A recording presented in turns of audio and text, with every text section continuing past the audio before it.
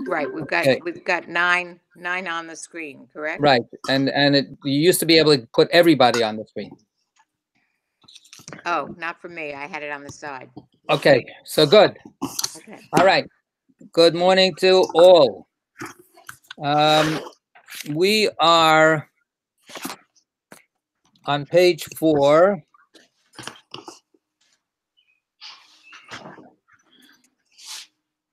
And we are at 4A2.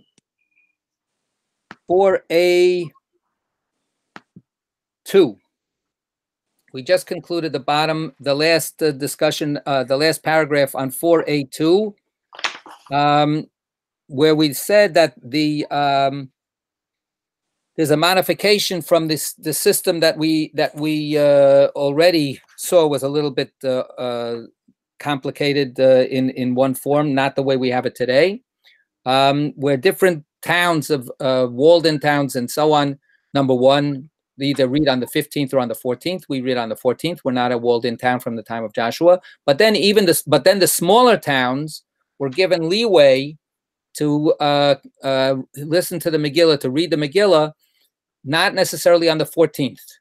They were given leeway of a couple of days extra. And the idea was that they would come in on the market day, even if the market day wasn't the 14th. They would come in either the 11th, the 12th, or the 13th, and they would read Megillah then, even though it wasn't the 14th. So now we have a discussion about what that leeway sought to achieve. One thing that we saw was that it achieves the fact that people that don't know how to read Megillah themselves, they're able to come in at the town into the market day. If the market day is the 11th, they come in on the market day where everybody's around, and then they find a minyan, and they find somebody who knows how to read Megillah, and they read Megillah. So it helps them fulfill the mitzvah. But in general, we don't usually say, and this is again one of these things that's a little bit maybe relevant today. We don't simply say, well, if it's inconvenient for you to do a mitzvah now, do it some other time, right? The Megillah is unique in that sense. If somebody says, nowadays people do it because they decide to do whatever they want. But for instance, the idea of when you should have your Seder, right? So you have your Seder on the first night of Pesach, come hell or high water. It doesn't matter if it's convenient for you or not. You don't have it the week before on Sunday when the family can get together, the following Sunday. Now, actually, people start doing that, but that's not the traditional approach. But here, the traditional approach is that we let people have this kind of leeway. So what's that all about? So let's continue. Let's read this paragraph. We actually read it, but but we can read it again and then go into the unpacking of this suggestion. So it's the last paragraph on 4A2. Okay, the Gemara gives the reason for this. We'll start from right before that. The Gemara quotes from the Mishnah. So will somebody please read for us? Who's going to do that? I'll read if you want. Thank you, Beryl. Okay. The Gemara quotes from the Mishnah, except that the residents of villages may at times advance the date for reading the Megillah to the day of assembly. The Gemara gives the reason for this leniency. Rabbi Hanina said, the sages were lenient with regard to villages and allowed their residents to advance the date of reading to the preceding day of assembly, so that they will be available on the 14th of Adar to provide water and food for the Purim feasts of their brethren who reside in the towns. Okay, so here we had a little bit of a discussion about this, that Purim consists of more celebration or more observances than just reading the Megillah. There's also, on the day of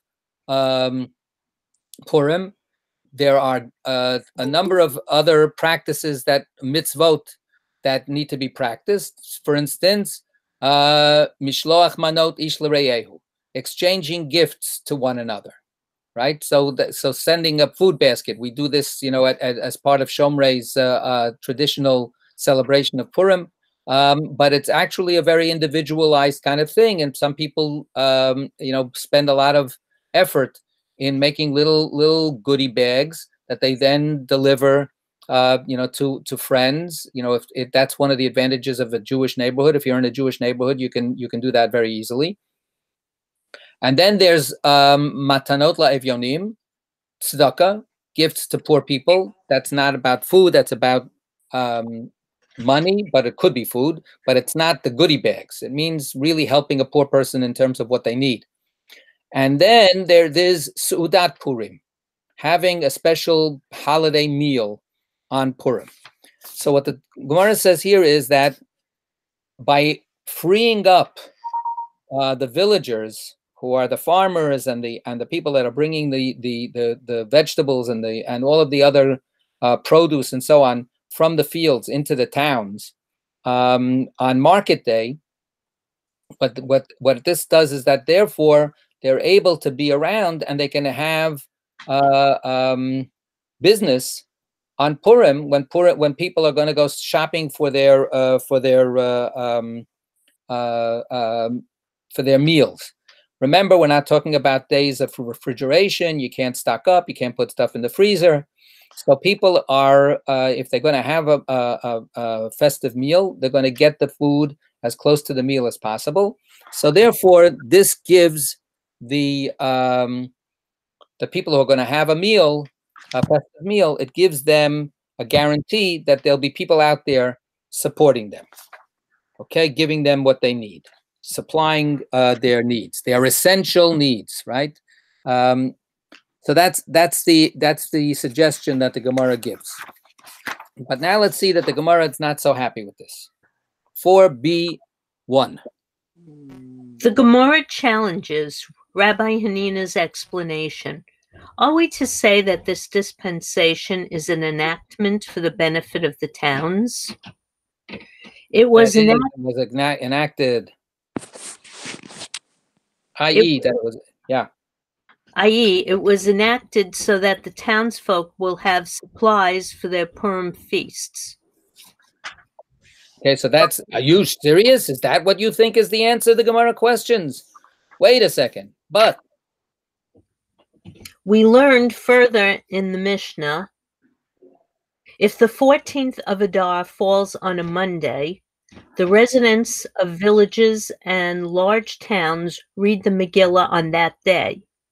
Now, if it is an enactment for the benefit of the towns, then in this case too, let the villagers advance their reading to the day of assembly, Thursday, so that they will be available on the 14th to provide food for the towns.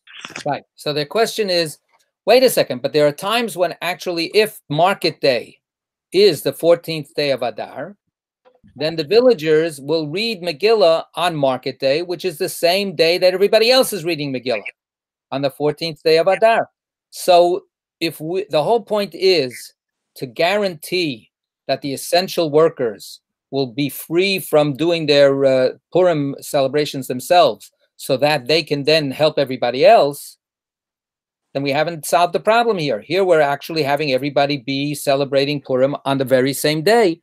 And then there is nobody who's going to be manning the food stalls and so on. They're all going to be listening to the Megillah themselves.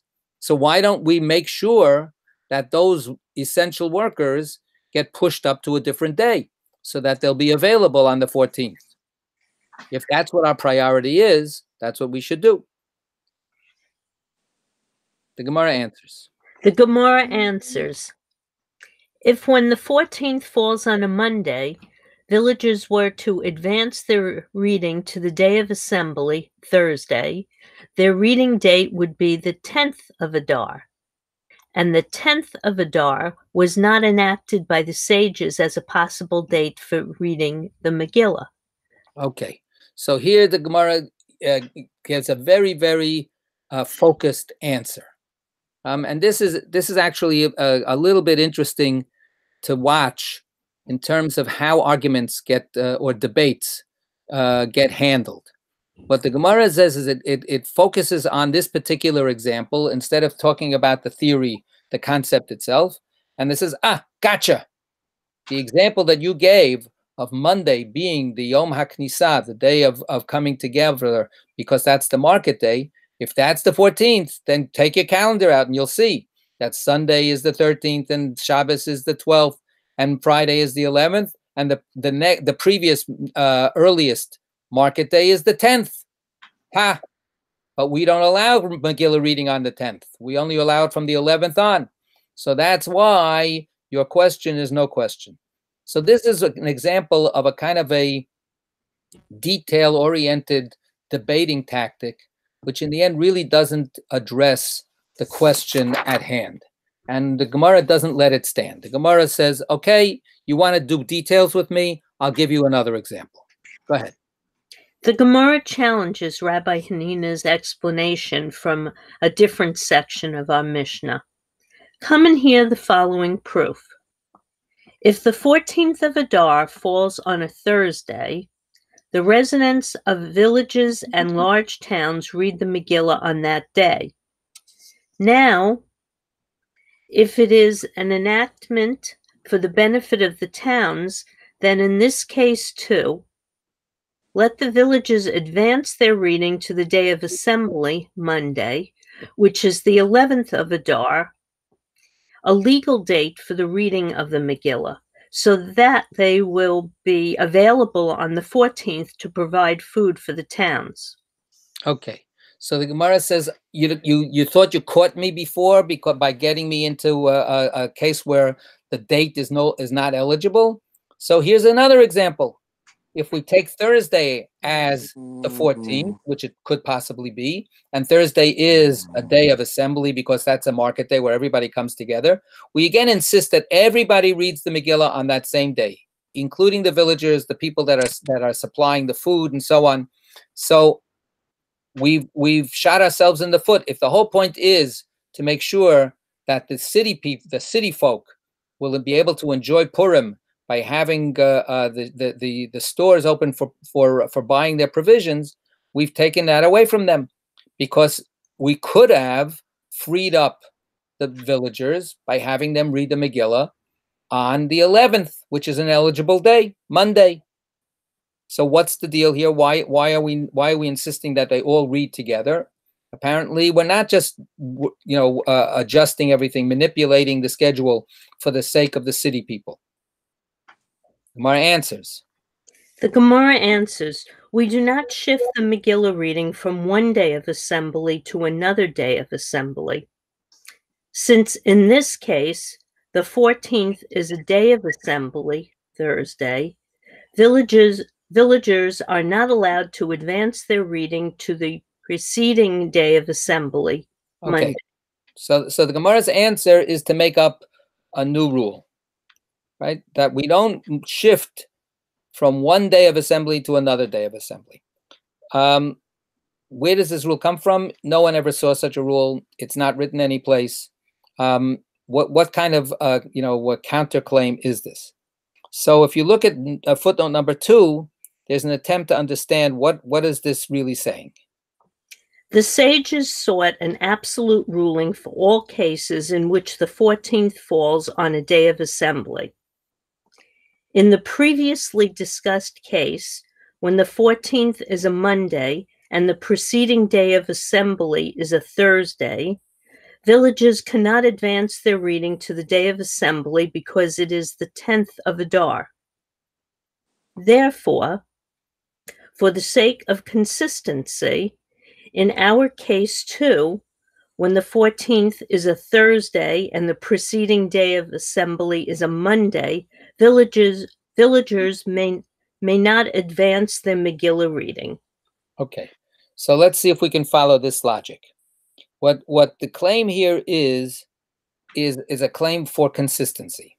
When the rabbis sought to create a system is strong when it has a consistent, clear pattern to it, and a system is weak when it seems to be arbitrary, when you can't predict what the decision, what the rule is for any particular thing. The stronger the predictability of the rules, the stronger the system, and the stronger the likelihood of people abiding by it.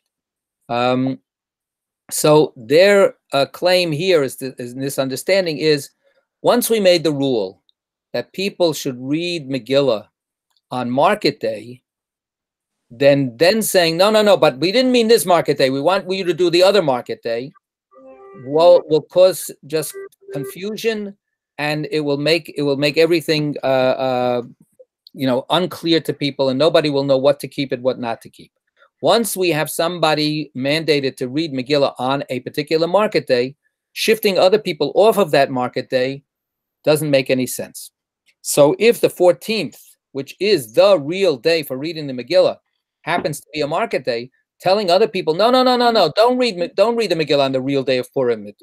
You told us to read on a market day. No, we meant the other market day. Read the other market day. It'll be on Monday. This sounds too fishy. It sounds too arbitrary. So as a result, we don't want to do that, and we keep everything on the 14th. So this is not an explicit rule that's found anywhere, but it's basically a kind of an overriding concept of what works in making laws and what doesn't work in making laws. There are all kinds of meta rules for rulemaking.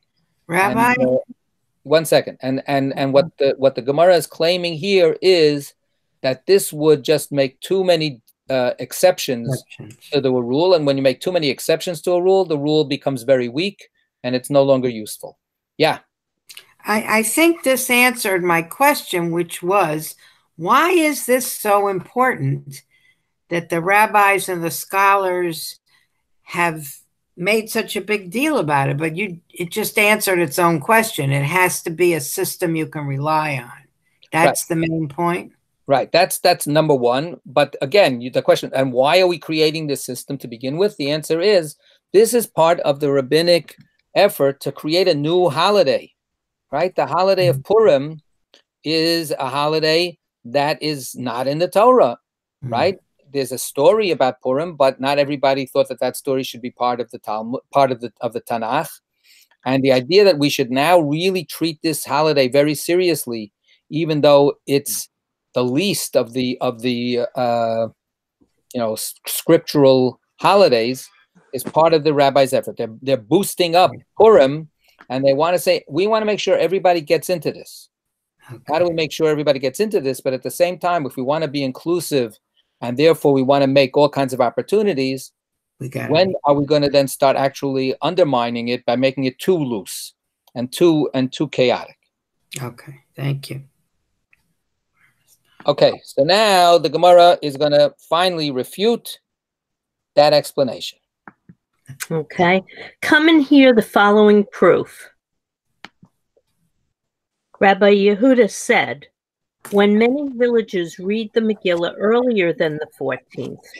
When many villages read when is it allowed? Not when many. When is it? Okay, when may villagers read the Megillah? When may villagers read the Megillah earlier than the 14th?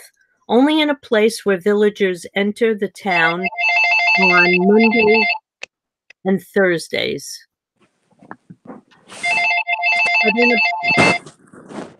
But in a place when they do not enter. Sorry that we can't answer the phone right now. Please leave a message and we'll call you back. But in a place where they do not enter the town on Mondays and Thursdays, they may read the Megillah only on its proper date, the 14th of Adar. Now, if you should think that the concession granted to the villagers... Yeah, hold on one second. Let me just mute myself here.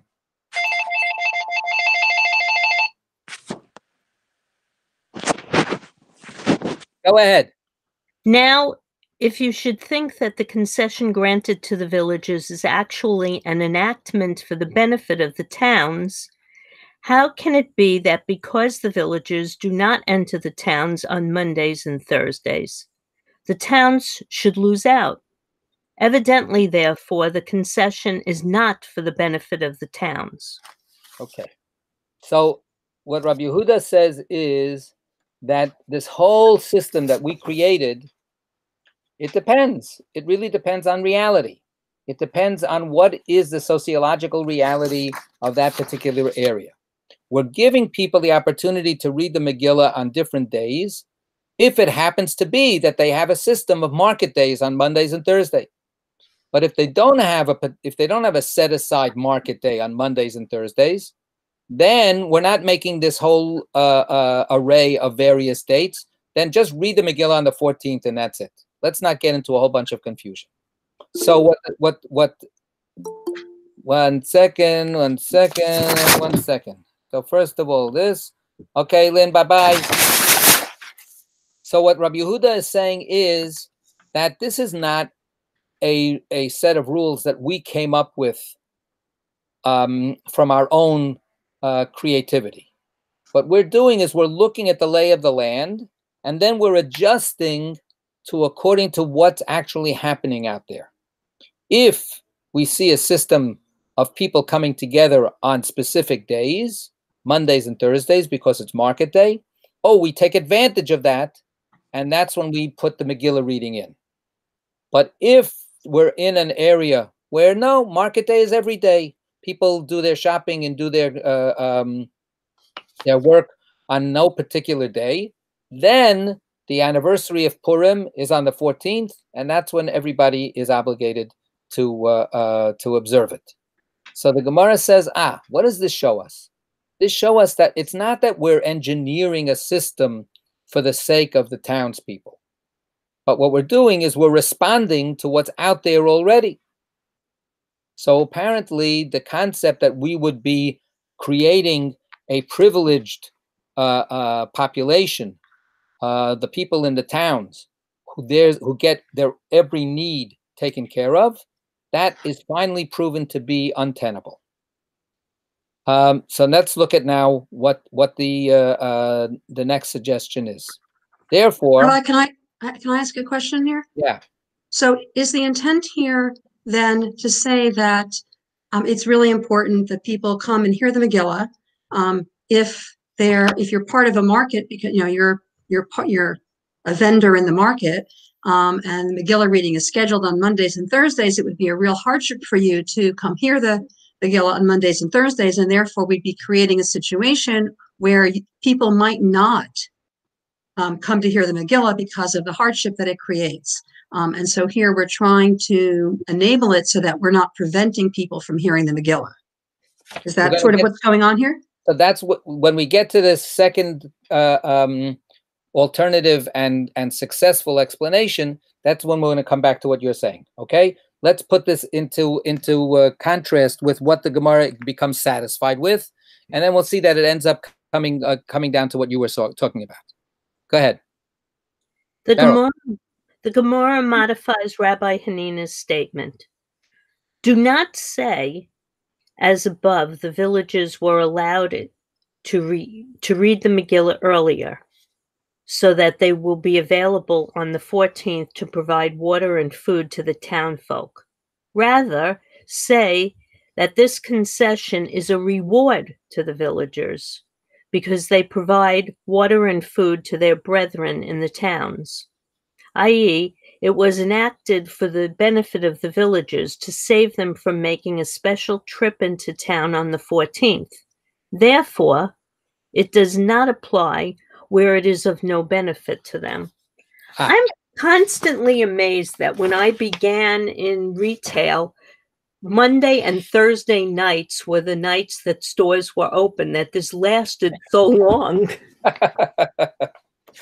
However, technically speaking, Monday night is Tuesday in the Jewish calendar, right? And Thursday night is Friday. So, okay. But in general, night times, look, in the old days, nobody did anything in the night times. It was in the daytime that things happened. But maybe it is a carryover. Maybe it really is a carryover from Mondays and Thursdays. I don't know. So, okay, but now let's get back to exactly what the Gemara is saying. What the Gemara is saying is we have to read a statement by Rabbi Hanina and be as accurate as possible in keeping what he said, but then we have to understand what he meant. So if we go back to what he said, back on 4A2, right? The statement is, right? The sages were lenient. You got that? All right. I'm on 4A2. Now, Last paragraph. Rabbi Hanina said. Last paragraph. Rabbi Hanina said, the sages were lenient with regard to villages and allowed their residents to advance. Okay, but but now let's only read the bold. Don't read the type that's not bold. Okay, Rabbi Hanina said, the sages were lenient with regard to villages to advance to the day of assembly, so that they will provide water and food their brethren, the towns. Okay, so that's his statement. His statement is they made this leniency so that, and this is for the people in the villages, so that they will provide food and provisions for the townspeople. So the first reading, which we have since rejected, is that we have pushed the villagers to a different date to free them up so that they can give food and provisions to the townspeople on the real day of Purim. And then the Gemara proves, textually speaking, from different traditions, that that's impossible. Okay, now what the Gemara says is, read it again, but now understand it differently. What he's saying is, we give these different dates to the townspeople, so that they, instead of so that, because they give food and provisions to the townspeople. And therefore, what the Gemara says is, whose benefit are we looking out for? The first assumption was townspeople are getting served, and we want to make sure that they have a labor force that's available to them so that they can celebrate their Purim in style. So therefore, we take all of the hoi polloi and we push them off to another day so that on the real day of Purim, they can work themselves, silly to help the richer, more fortunate people have their elaborate Purim feasts. That was the first assumption. Now that was finally rejected and instead, what the Gemara finally says is, no, you got it backwards. The reason that we are giving the villagers extra days to read Megillah is because they work hard.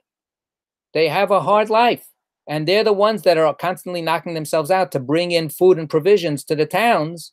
So therefore, let's make it easy for them to keep Purim. And let's make it, this is what Sarita was driving at, right? Am I correct? Yes? So now that's the final bottom line of the Gemara. That no, this is not for the sake of the 1%ers. This is for the sake of the 99%ers. We want to make sure that the 99%ers who are working like crazy have some opportunity to listen to the Megillah. So therefore, we'll give them a few extra opportunities of days, the 11th, the 12th, the 13th, because they're coming into the market anyway.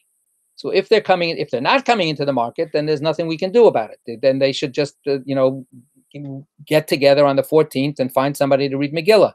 But once we have a sociological system where they have their own schedule, where they know that they'll be able to have somebody take turns and so on and so forth, then good, we help them out. So even though there's a lot of technical just reading of different texts of traditions, does Rabbi Yehuda work with this? What about this day? What about, no, it's the 10th, it's the 11th. All of that in the end is actually really just, completely, secondary. The real question is, conceptually, how do we understand what's happening here? What do we care about? What are we actually paying attention to?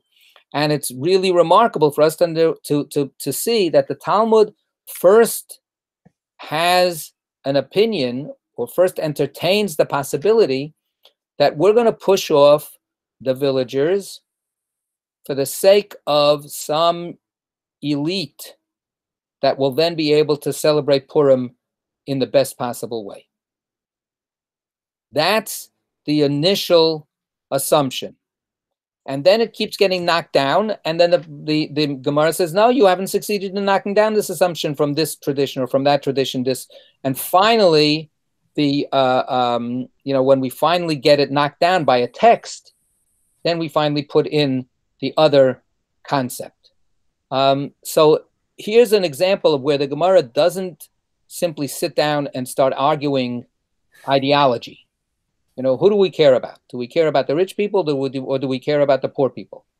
Instead, it uses various other texts to push for the adoption of the ideology, which says we're looking out for the plain person. We're looking out for the regular guy, so to speak. So, what took them so long?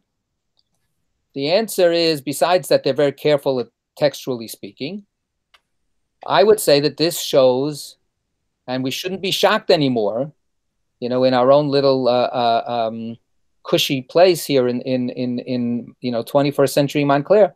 We shouldn't be shocked that people would entertain that concept. That all of those Joe Schmoes really should knock themselves out for me. Right. I mean, I think we should need to take this to heart, how prevalent and how easy it is to fall into that kind of a trap. And finally, the Gemara rejects it, thankfully. Rabbi? But it takes a lot of pushing and shoving until the Gemara finally pushes that out. So, yeah, Sarita wanted to say something first. So I thought about that. There were two things. One is I thought that in some ways this value that's being that's ultimately being decided is what we want, right? To look out for the little guy. It seems to me very consistent with the whole idea about not putting a stumbling block in front of the blind persons they end up treating. Here, if you create a system where you're putting a stumbling block in terms of other people's ability, this is preventing essential workers from observing a holiday. So I was thinking along those lines. And then I'm just thinking about how relevant this is today, where we have this expectation that all the essential workers work, and yet if we're not safeguarding them, right? They're supposed to do this so that everybody else can stay safely in their homes, so that this value, I think, is so important and so relevant for today. Absolutely. I echo that.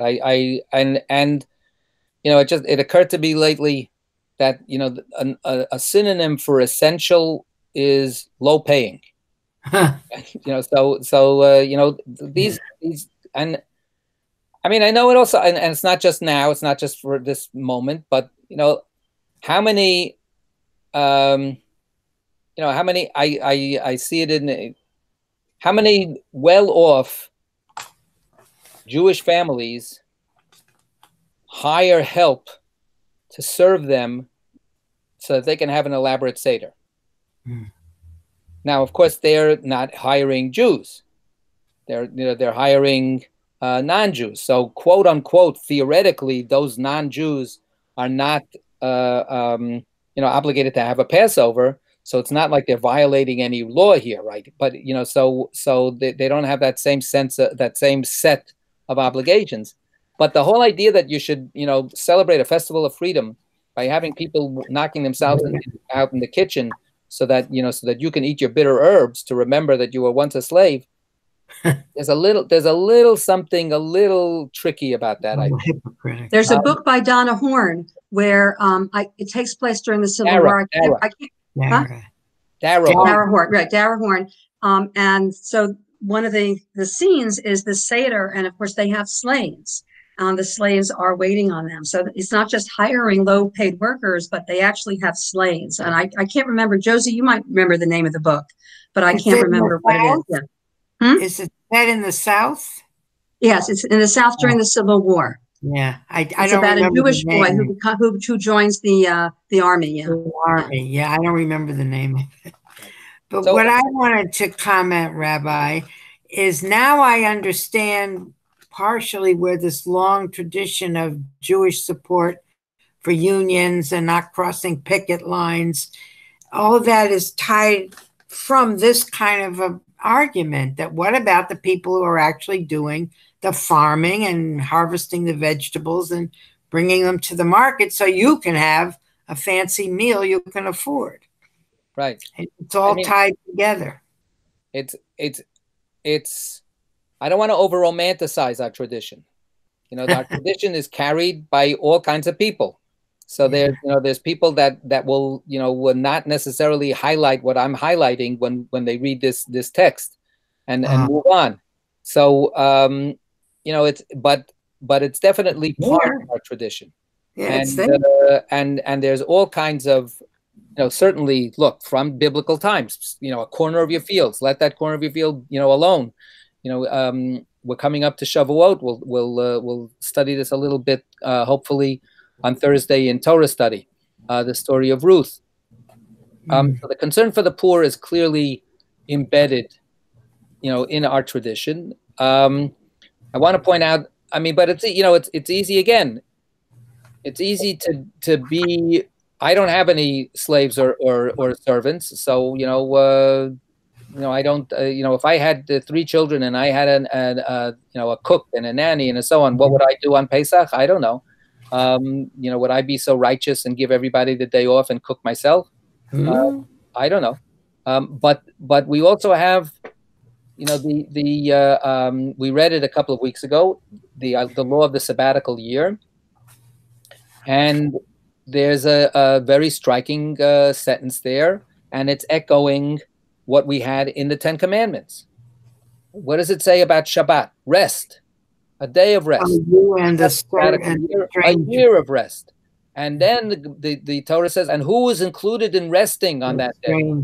Your own slave. Yeah. Right? So there's a tension that's in there, but it's also pushing to say, you've got people working for you. What are you doing about looking out for their welfare? The idea that you should actually give them a day off is a very revolutionary idea. Very revolutionary idea. Okay. So the Gemara has now proven that what our system here is about is to try to give some consideration to the people that are knocking themselves out. There's an interesting little note that we should just take a look at. Number 4. Beryl, you got it? The Rishonim. Rishonim means the early authorities, the early commentators on the Talmud. So why is that the name for the kids that come from Israel and stay with Because they come from Rishon LeZion. They originally came from a town called Rishon LeZion, which means the first. The word Rishon means first. So Sunday, for instance, is Yom Rishon, the first day of the week. So it means the first ones or the earlier ones. So Rishon LeZion was one of the first settlements on the Zionist project in 1881, 82. So that's why it was called the first for Zion. So and then the people that came from there that would, the scouts kind of, the counselors that come from there, they were called Rishonim. Okay, thank you. The Rishonim dispute whether the reward is in recognition of service of the villagers provide in supplying foodstuffs on Purim in particular, or all year round. Pnei Yeshua understands that according to Rashi, the reward for supplying the townfolk with food all year round is for supplying, right. And I think that's the correct interpretation. But it's interesting that some commentators say, well, what are they being shown consideration for? Because they're, after all, helping out other people to celebrate Purim. I think that the correct interpretation is the second one, which is all year round. These are the people that are helping us. These are the people that are giving us our basic needs. But what brings some people to read that reward as being specific to Purim? That's where the original rejected idea refuses to die out, right? Because again, what is it saying? It's saying, oh, you know why we owe them a favor? Because they're helping us celebrate Purim, right? So therefore, we give them a day off and let them do Purim another time, right? So we're being magnanimous. This is a way of turning back from what the Gemara's answer is into, again, asserting privilege. It's saying, hey, come on. So since I need to have a fancy Purim, so let's be nice to them. It really is bringing in through the back door the explanation that was rejected by the Talmud, which again shows that people have people's sense of privilege doesn't go away so fast. You can't just simply prove it away. It's an orientation that people have to adopt. Okay. The Gemara proceeds to the next part of the Mishnah. How so?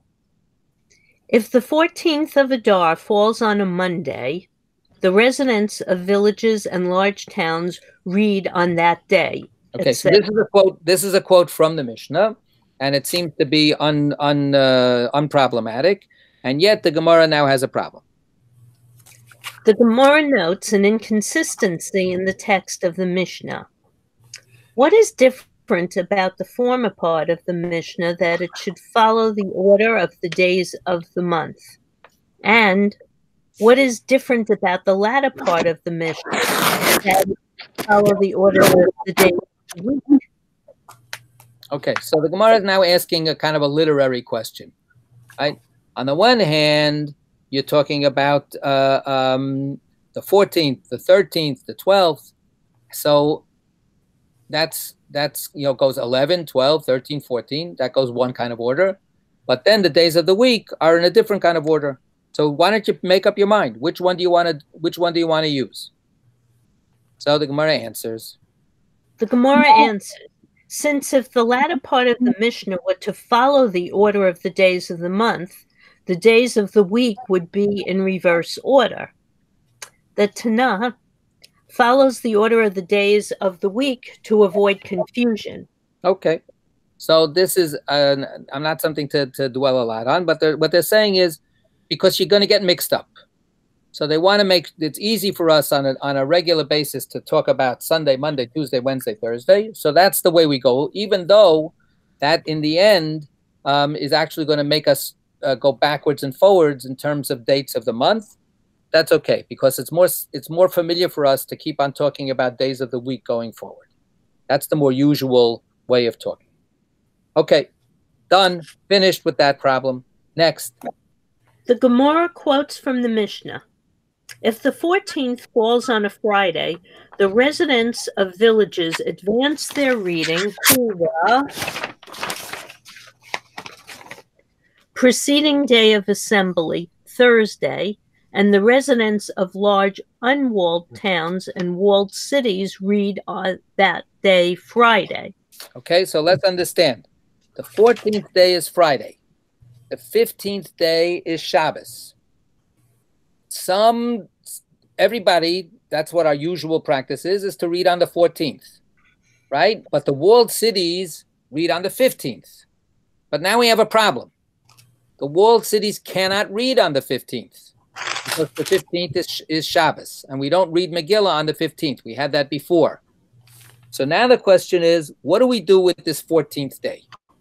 What do we do with this system that we have where there are unwalled cities that read on one day and walled cities that read on another day? What happens when that is impossible to follow?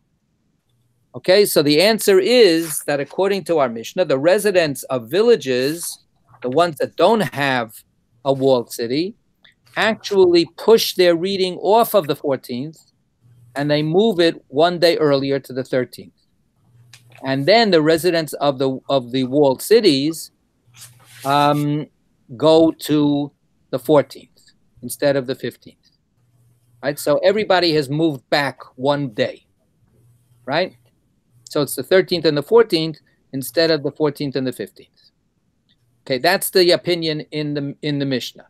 And now the Gemara will start examining that. Go ahead. The Gemara notes that this ruling is subject to two Tanaic disputes. Whose opinion does our Mishnah follow?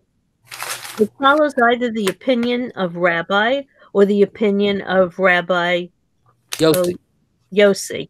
Right. The So Gemara, Rabbi or Rebbe, Rabbi is Rabbi Yehuda Hanasi, Rabbi Judah the prince, and Rabbi Yossi is another sage. So now the Gemara is going to say we have more detailed descriptions of discussions about this problem. And in our Mishnah, we don't have any names given to this ruling. But in our other subsidiary literature, we have a record that different rabbis had different opinions. Let's see if we can figure out in our Mishnah which rabbi is saying what the Mishnah says. And by that, now we're going to go through a whole analysis of the other literature. Go ahead. which statement of Rabbi do you refer to? As was taught in a Baraita, if the 14th of Adar falls on the eve of Sabbath, which is the same thing that we have in our Mishnah. The setup is the same. The scenario is the same. Go ahead. in which case walled cities cannot read on the 15th, for it is Sabbath, villages and large unwalled towns advance their reading to the day of assembly, Thursday. Why did it say advanced? It goes back. And walled cities read on that day, Friday. You do it in advance. You know, like when we say, okay? Good. Rebbe says, I say that the unwalled towns should not be shifted from their regular spot, the 14th of Adar, Friday. Rather, both these unwalled towns and these walled cities read on that day, Friday, since the ruling of Rebbe corresponds to the ruling of our Mishnah. It is possible that Rebbe is the Tanah of our Mishnah. Okay, so wait a second. So now I have to clarify for myself. What did we just say here? We said that the Gemara quotes the Mishnah, if the 14th falls on Friday, the residents will to the day of assembly on Thursday, and the residents of the large unwalled on Friday, right? Thursday and Friday.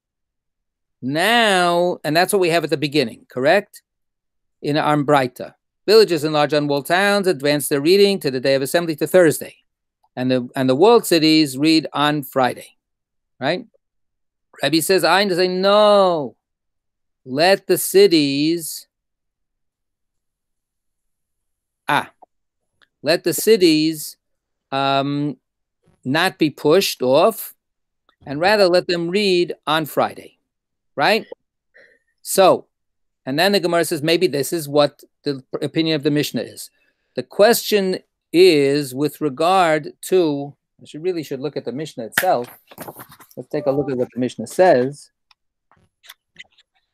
If the 14th falls on the eve of the Shabbat, the residents of villages advance their reading to the previous day, and the cities and the Mukafot Chamor. Right.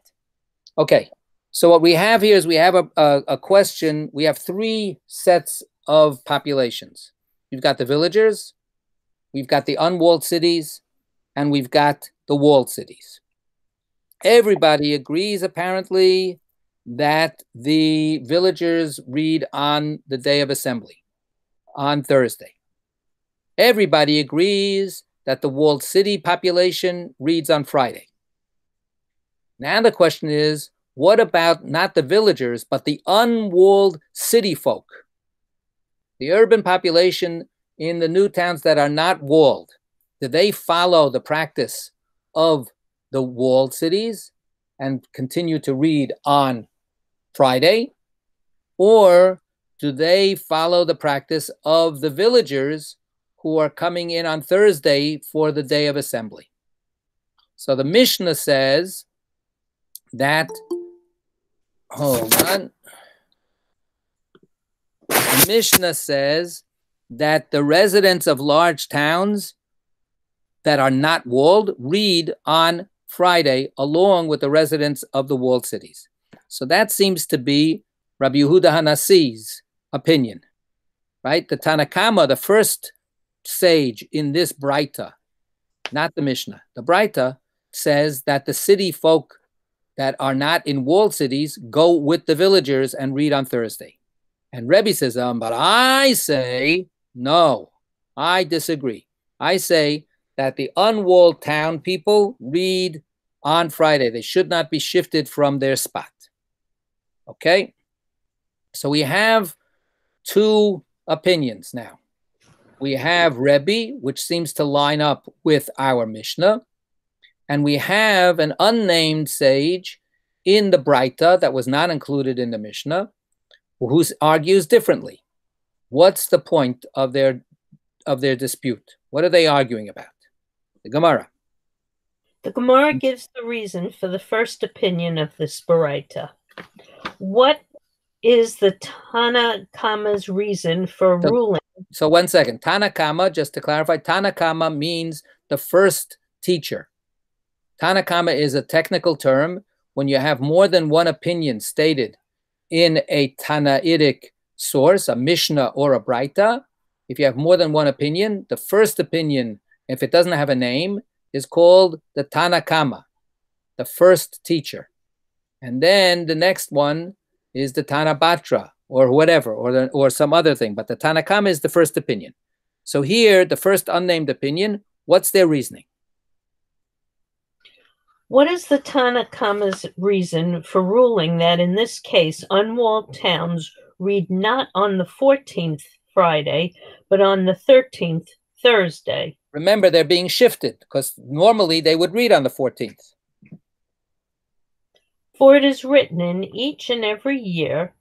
This implies that the same set of laws apply every year. Just as each and every year unwalled towns precede walled cities in the reading of the Megillah, so here too, when walled cities cannot read on the 15th, for it is Sabbath. Unwalled towns must precede walled cities in the reading of the Megillah. Therefore, the unwalled towns must be shifted to the 13th in order to precede the walled cities, which in this case read on the 14th. Okay, so here we'll see, as the elaboration continues in the rest of this page, that we can look at this from various angles. We're going to take the same starting point, and then we're going to apply it in different ways. Starting point is that we need to have a consistent structure. We talked about consistency before. And so now every year we should observe Purim in the same way. So what's the way? What's the same way that we're talking about? So according to the Tanna Kama, it's essential in his view that we have a split between walled cities and unwalled cities. It's essential for us to differentiate the date for reading the Megillah between a walled city and an unwalled city. So whatever day the walled city is going to read, we will not allow other cities to read on that day. The unwalled cities will have to be pushed off and read on another day. So therefore, he advocates that when the 14th is on Friday, the 15th is on Shabbat. Usually the 15th is the day for the walled cities, but the walled cities cannot read on the 15th. So they're going to have to take the 14th. They have no choice. Well, then the unwalled cities have to be moved away from the reading of the walled cities. Okay. We're going to get back into what will go underneath that set of assumptions to appreciate what's going on after we hear alternatives. Go ahead. The Gemara notes that a different lesson can be derived from the same verse in each and every year, which contradicts the Tanna Kama's ruling. Right. So the Gemara is going to say, what do you mean in each and every, everything is the same way? Maybe the same way refers to something else. Go ahead. But say that the verse in each and every year teaches the following. Just as each and every year unwalled towns are not shifted from their regular spot, i.e. they invariably read on the 14th, So here too, when the 14th falls on a Friday, unwalled towns are not shifted from their regular spot, but read on the 14th. How can the Tanakhama rule that in this case unwalled towns read before the 14th? Okay. So the Gemara is simply saying, what is this? What's the feature that we want to preserve? What feature of the whole array of different details of the Purim rules is something that we want to keep from year to year to year? So the Gemara now says maybe the feature that we want to preserve is that the rest of the world, except for unwalled cities, reads on the 14th. That's Purim, isn't it? That's the day of Purim. So why don't we keep that from year to year, that all unwalled cities will read on the 14th no matter what? Now, what happens if the walled cities have to read on the 14th also? Well, that's okay. Too bad. As long as we keep the unwalled cities reading on the 14th. So therefore, let's not shift them away. Okay, that's the Gemara's offering of, hey, if your whole priority here is to keep some kind of consistent system from one year to the next, let's keep the system of keeping the 14th as the main day of reading. What does the Gemara answer? The Gemara answers, here it is different, because it is not possible for unwalled towns One second, just for half a second. Thank you for letting me interrupt you all the time. Let's see that in the whatchamacallit, in the type, in the bold, that's it. In the Talmud, we have 4 words. Shani hacha, here is different. The lo efshar, because it's impossible. That's the answer. All of the rest of this paragraph is elucidation. Go ahead. Here it is different because it is not possible for unwalled towns to read on the 14th, since in this case, walled cities are shifted to the 14th. There is no alternative but to shift unwalled towns to the 13th in order to fulfill the aforementioned requirement that unwalled towns precede the walled cities. Okay. So this is now the Gemara's answer. The Gemara's answer is, of course, we would prefer to have the unwalled cities read on the 14th. Sure, that would be our first choice. But we have no alternative because we are pushed, because of Shabbat, we are pushed to have the walled cities read on the 14th. So what? Why can't the unwalled cities also read on the 14th? The answer is no. We are absolutely invested in keeping the structure of 2 separate days for walled cities and unwalled cities. Can I ask a question? Yeah. Where do most of these rabbis and commentators live? Good In walled question. cities or unwalled? An excellent question. So there's been actually a lot of work on this lately. In the last 15, 20 years, as much as you can tell. And there's a certain, kind of scholarship that actually combs through all of the Talmudic literature, not for the concepts and not for the arguments, but actually for this kind of realia. Let's figure out who's living in towns, who's living in cities, who's living, who works and who doesn't. So there's actually a lot of work that's been done on this. And the short answer is, and I can only give you a short answer because this is not the kind of stuff that I usually spend a lot of time on for myself. I'm not all that interested, but it is somewhat interesting. The answer is there's a shift that the rabbis start in the villages and in the open countryside. And they end up over time, over a number of generations, beginning to start congregate in the cities. So there's an overall urbanization move with the population, and then the rabbis follow. Basically, they're following where the Jewish population ends up being, so that they start out all over the place, and then they end up concentrating gradually in the places where there's a more of an urban concentration, as I say, it reflects the change of the Jewish community's life with the Roman conquest and the Roman dispossession of Jews from the land. And it also reflects, the idea that you can't, what good is it to be a rabbi in a little village where there's no Jews, and up the road there's a town with 200 Jews. So the rabbis end up following where the Jews are going and going into the towns, which cities, the more urban places.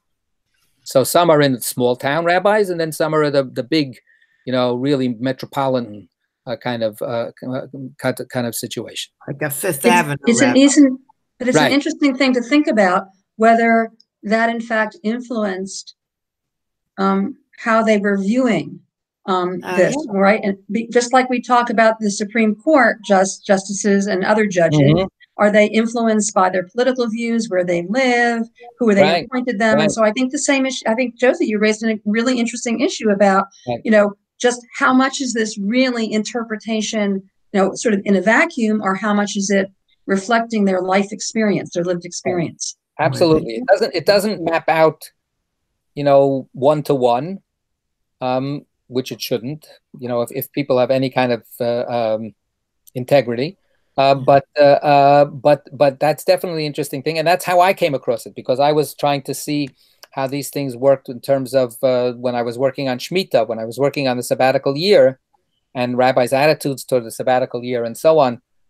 It started intriguing me about whose interests are they looking after, and where are they basing themselves, and what actually is the real dynamic that's happening between the countryside and the cities.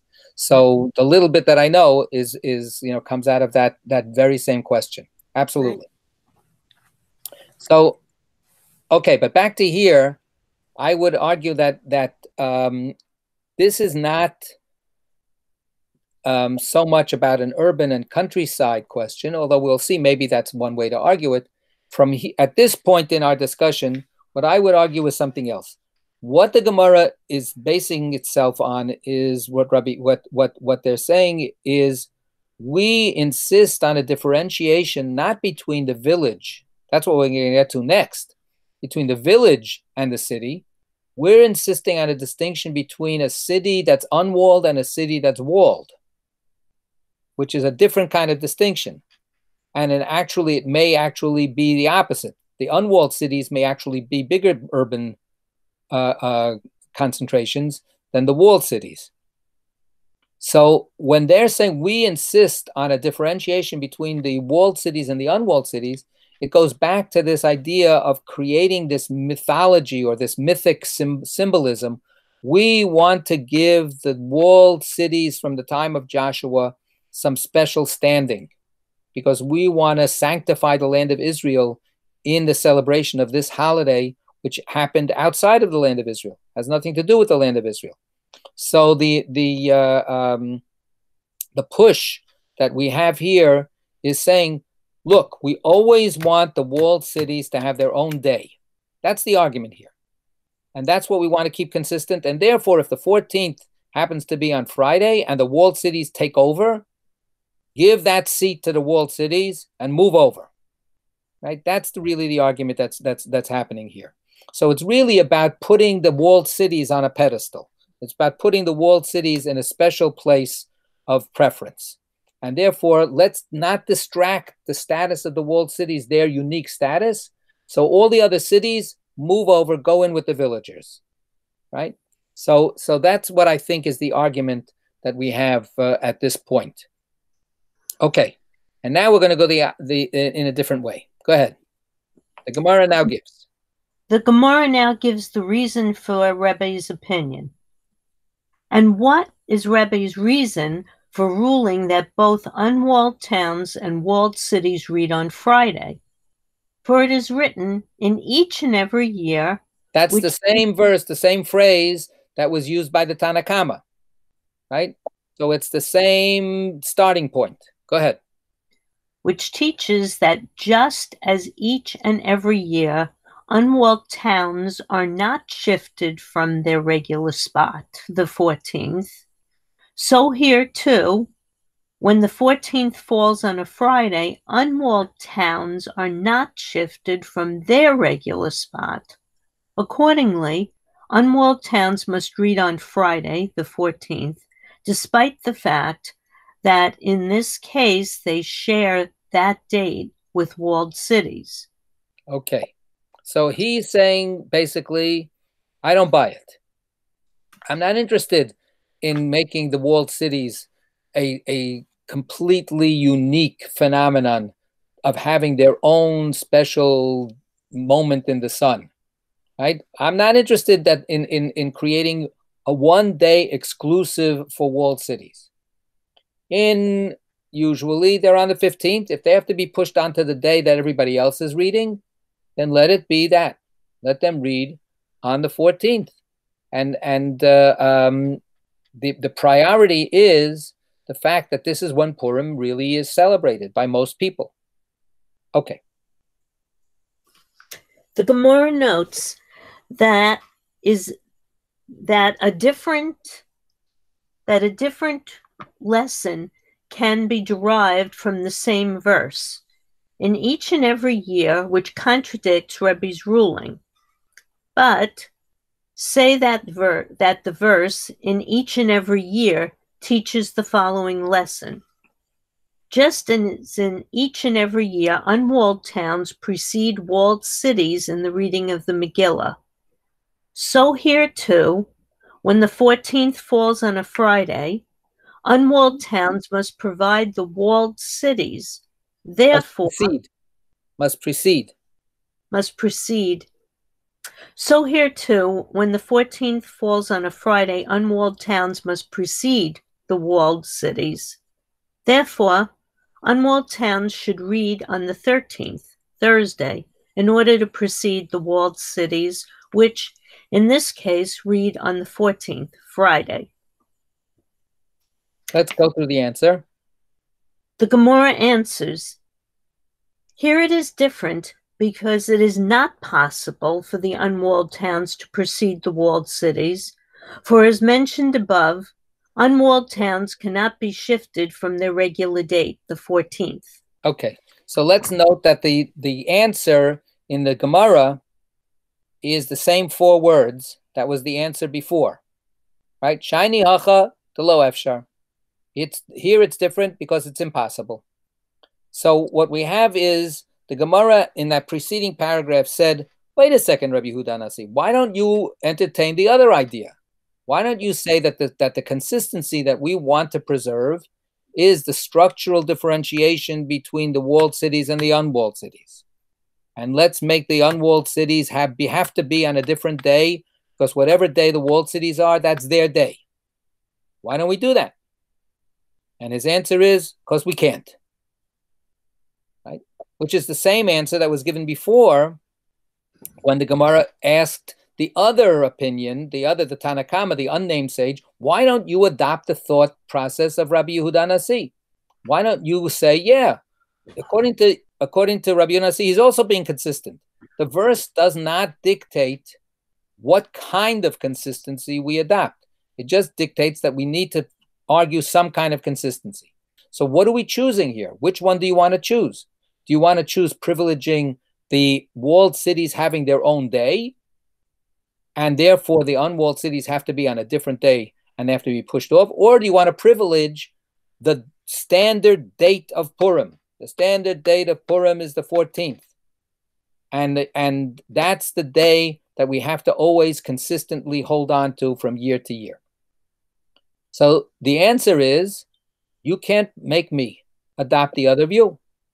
I will say what I say, and the fact that we don't the other view is possible. No, we're not going to do it because it's not going to be possible to keep what I think is important.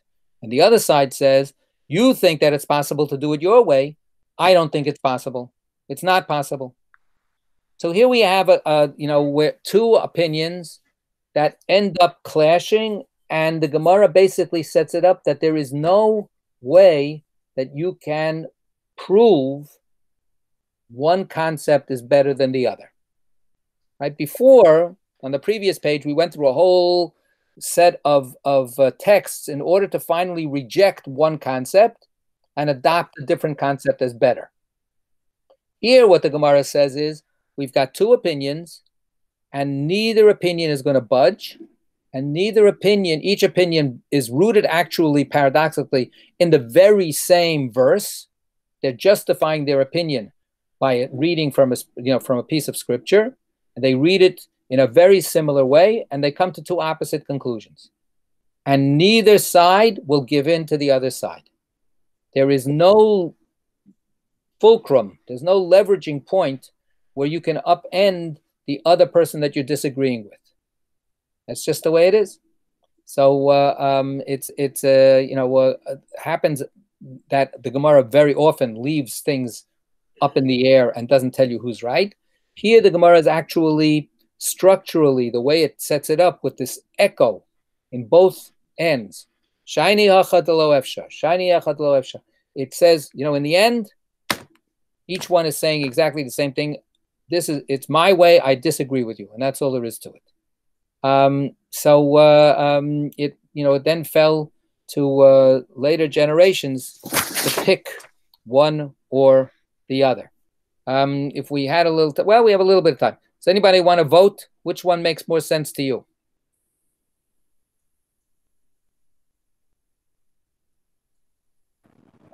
Anybody?